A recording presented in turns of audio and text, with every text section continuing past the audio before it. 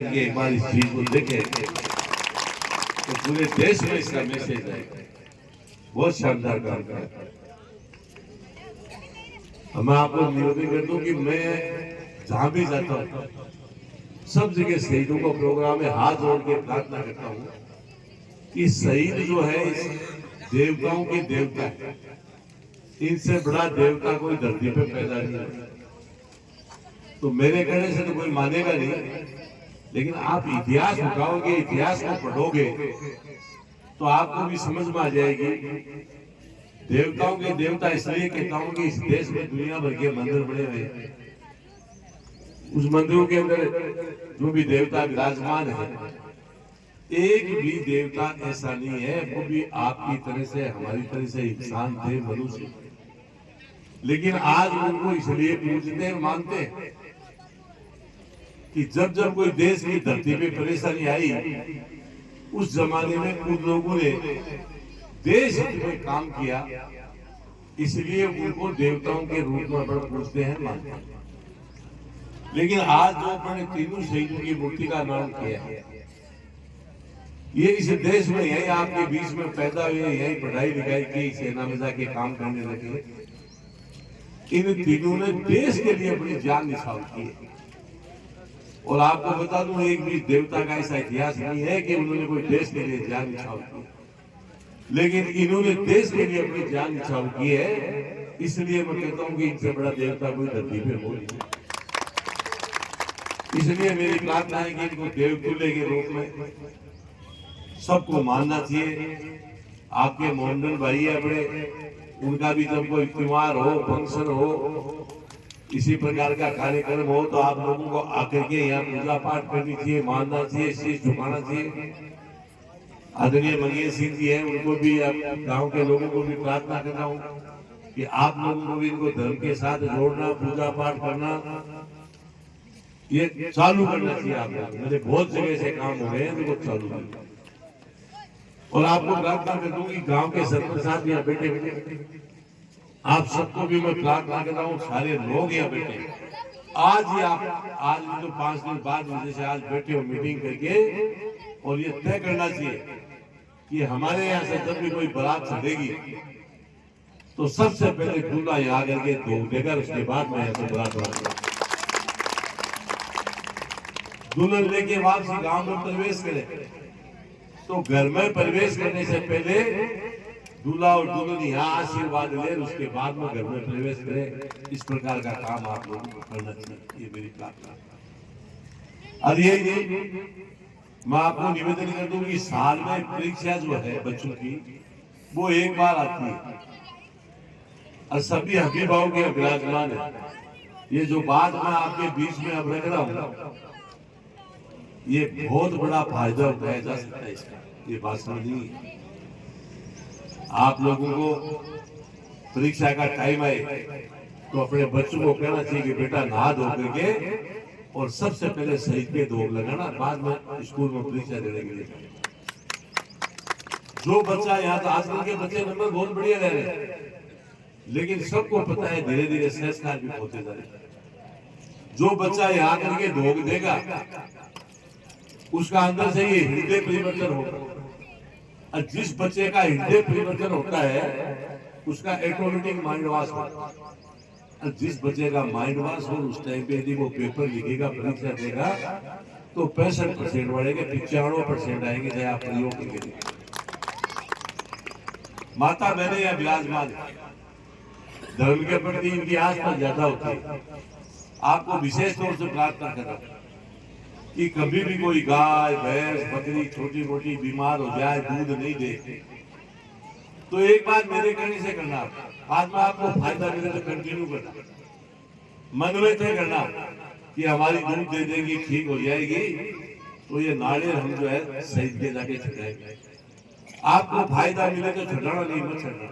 मैं गारंटी से कह रहा हूँ, आपको 100% फायदा मिलेगा, एक बार आप प्रयोग करें। इस प्रकार से इनको धर्म के साथ अपन सबको मिलकर जोड़ना चाहिए। और धर्म के साथ क्यों करना चाहिए, धर्म के साथ क्यों जोड़ना चाहिए, उसका एक उदाहरण दे रहा हूं आपको। आज के 1400 साल पहले अपने जितने भी मोहम्मदन भाई हैं, पूरे विश्व में, देश में, पूरे विश्व में निवाज को कोई जानता भी नहीं था कि निवाज में कोई चीज होती है। ना निवाज पढ़ी जाती है, जानता ही नहीं तो कहां से पढ़ी जाती।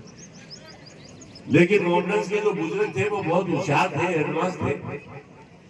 उन्होंने उस जमाने में इस योगा को हाईजैक करके निवाज का नाम दिया। पूरे मोहम्मदन समाज को विश्व में समझाने में कामयाब हो गए कि निवाज 5 वक्त की अदा करना अपना धर्म है, धर्म के साथ जोड़ा। इसलिए इसके 2 फायदा, अल्लाह का नाम भी ले जाता है और दूसरा फायदा 5 वक्त की एक्सरसाइज करते हो आप, उसका इतना बड़ा फायदा मिलता है जिसकी आप सोच नहीं सकते। रामदेव बाबा का आस्था चैनल आता है, सुबह देखते हो तो नहीं तो एक बार जरूर देखते। उसमें योगा बताते हैं, योगा सिखाते हैं। एक अपना मोहम्मदन भाई है निवाज अदा करने वाला, उसको कभी भी कोई निवाज पढ़ते हुए उसको बारीकी से देखा। 6 में एक ही चीज है, वो भी निवाज है, वो भी योगा है, वो भी आसन है, वो भी। जो आदमी सुबह एक बार आधी घंटा पसीना निकाल ले योगा करके, मैं इस मंत्र के माध्यम से कह रहा हूँ गारंटी से कि भगवान उसकी 80 साल उम्र निकलेगी, 100 साल पहले वो आदमी नहीं जाए।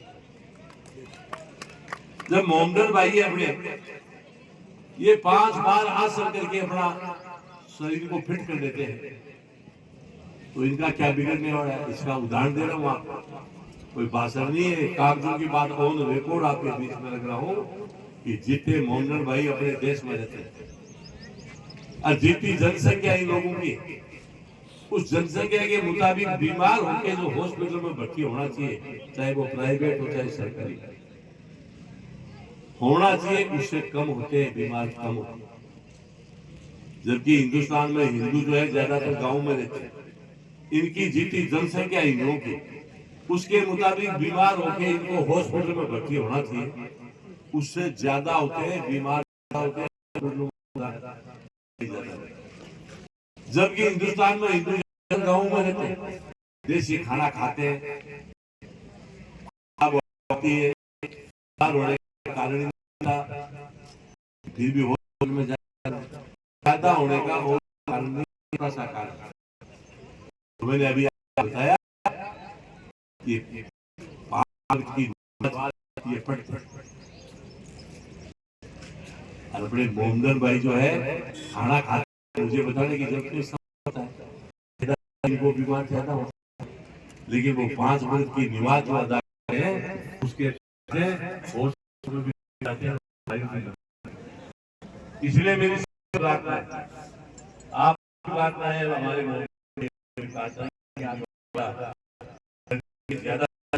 ज्यादा से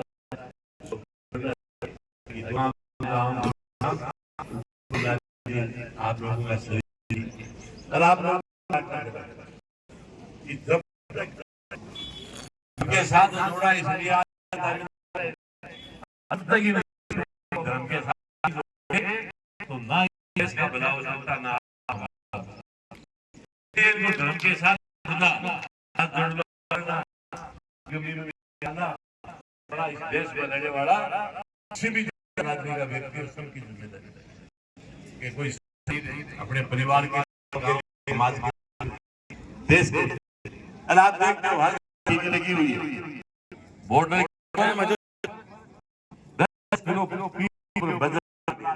गर्मी छाया में जो कुर्सी है ऐसे बंदूक लेके खड़े मजाक,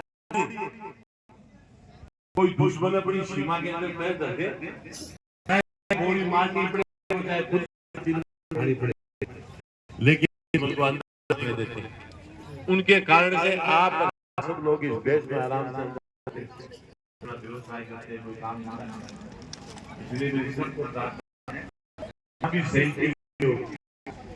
अरे यदि अपना उधर से गुजरना हो तो 1 सेकंड का टाइम सीट झुका के जहां भी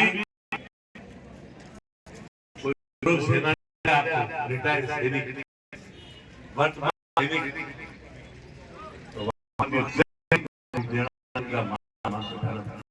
ये मेरे सबको जीवन में मनुष्य के 3 पन्ने होते हैं। पहला पन्ना होता है कि मनुष्य करता है, तो उस पन्ने ऑटोमेटिक अंकित होता है कि को इतनी बड़ी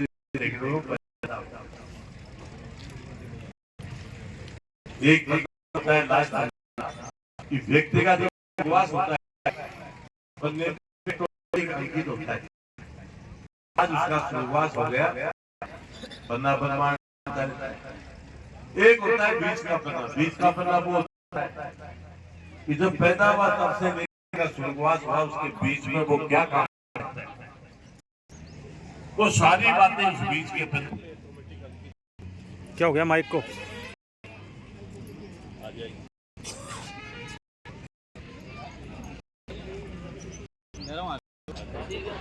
देखो साहब,